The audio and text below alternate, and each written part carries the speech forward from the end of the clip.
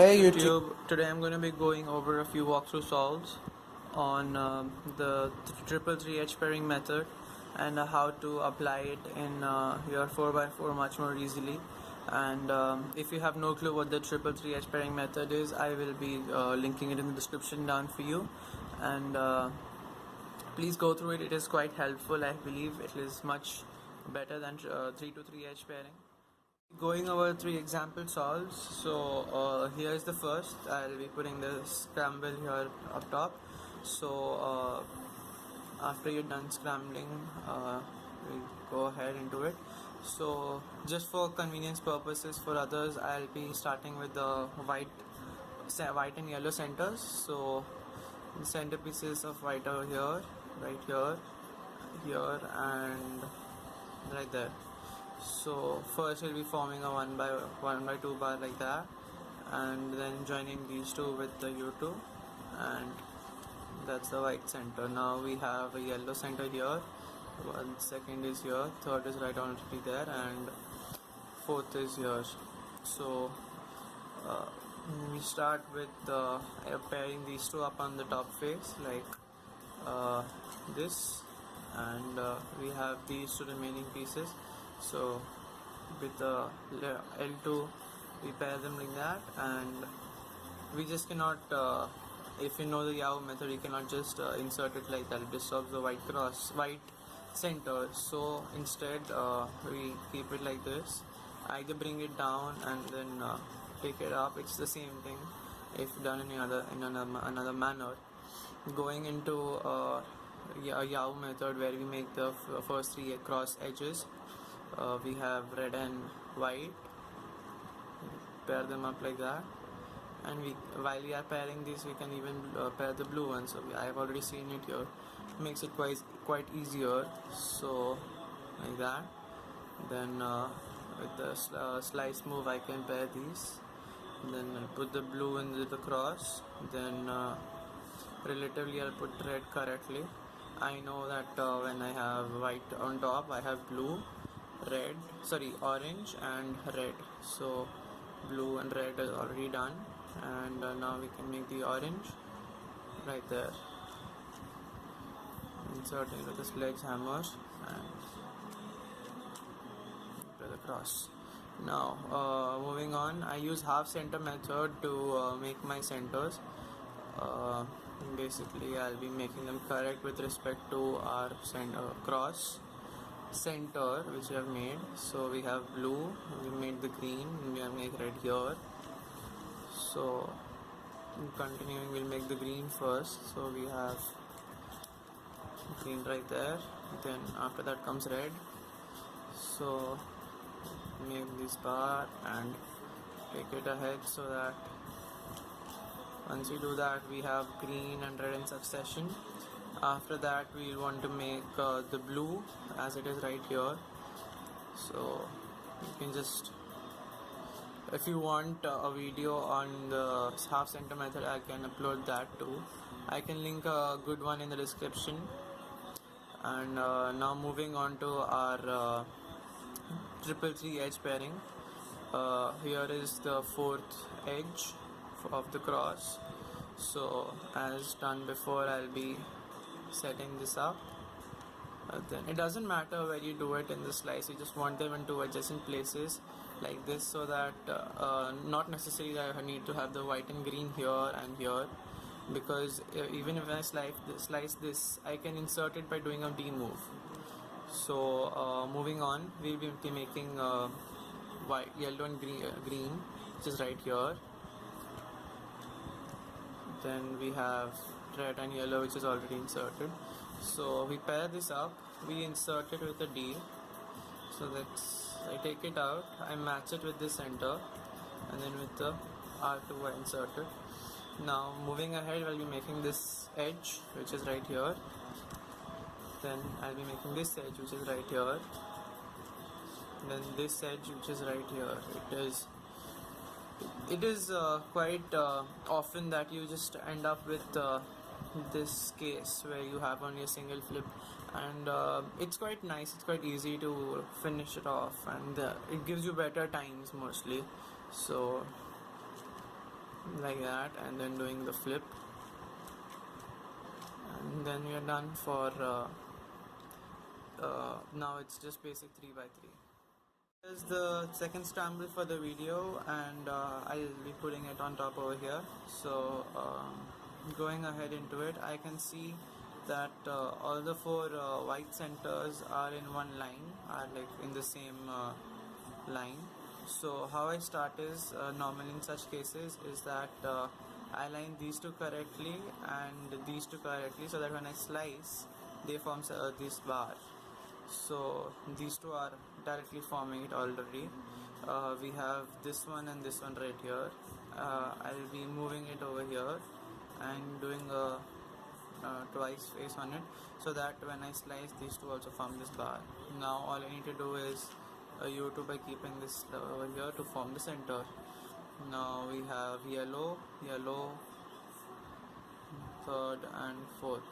So starting once again like this, then making the 1x2 bar over here once again and matching up into the center.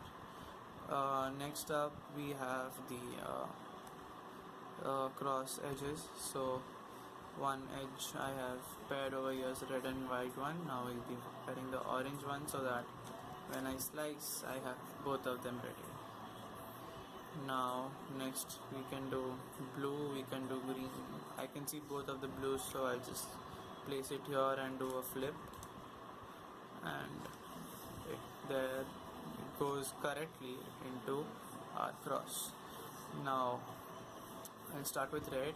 I need blue over here that I can get just like that, and orange with a U2 I'll just place it in there. I keep the white cross over here so that I can see all the pieces that are required to during half center.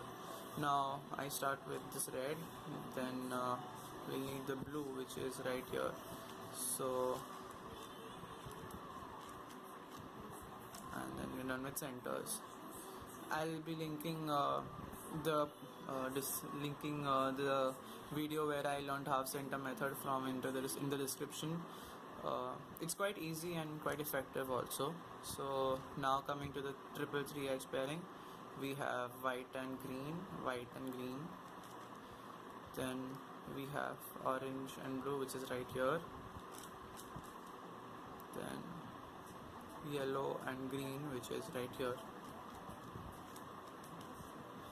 So we have white and green with white and green, orange and blue with orange and blue, yellow and green with yellow and green. I'll be inserting this into the cross. Then we need red and yellow right here, so that is here. Then red and blue, then orange and yellow, and it's here. So this is one of the special cases in the 3 edge pairing. So I don't want to break this one, so I'll just insert a random unsolved edge in here, so that when I slice back I have less number of edges to solve. Now I can just directly solve this. This is like the last 3 edges in the 3 to 3 method, like that, and then inserting this so that when you slice back all these are formed. Now this is basic 3x3 once again. This is going to be the last scramble of the video, and I'll be putting the scramble once again on the top right here. And now once you're done scrambling, you'll see that we already have a 1x2 bar of the yellow and the 1x2 bar of the white, and white pieces are here, and the other two yellows are right here. This is quite easy actually. So how I will be starting this is first I'll be pairing up these two white, which does not disturb any other piece, as you can see. Then instead of just like making this white center, what I'll do is I'll make this 1x2 bar, then pair the white center. Now we have on this top, from this top face, we have the yellow half center and half center right here. So insert and then do another U2 and insert. Now we'll be making the edges standard before like just getting into triple three edge pairing. So once we are done with that,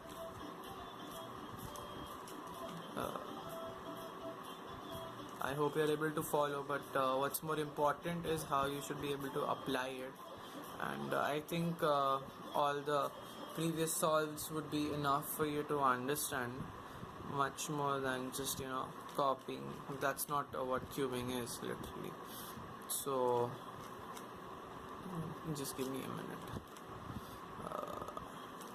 Looking through the camera and solving is a bit difficult actually. That's exactly what I'm doing over here. So yeah, there we're done. Now we have the blue edge right here, and second one's right here. So normally I would just insert it like this, but when I'm speed solving, it's not easy for me to insert it like that. So instead what I do is I just it was right there, so I'll insert it like this and then flip this over. Now continue with our triple three edge pairing. So we have orange and blue, orange and blue. Now red and blue, and there's red and blue.